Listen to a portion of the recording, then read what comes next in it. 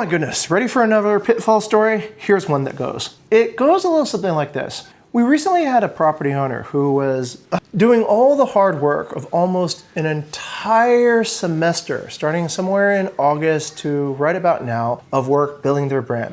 So they started off at the end of peak season, and then they went over to the months of September, October, November, December, January, February, got to March, and now they want to take their property out of the market and do something different with that. That is such a fallacy, and this is why. Depending upon when you begin your investment journey, depending upon when your property is finished and when you arrive into the market, you should have different expectations of what your month-to-month profit will be. And this is why. Bali experiences very strong seasonality, which means that between the peak seasons and the low season, there could be almost 3 to 4 times difference in the amount of revenue that you receive. Now, given that some of the variable costs are also going to change, but the majority of the expenses are going to be fixed costs, such as, let's say, your staffing, electricity for your major appliances, such as the refrigerators, pools. These are the main items. Although electricity for, let's say, air conditioning does spike, but salaries, staff, these generally remain more or less the same across different seasons.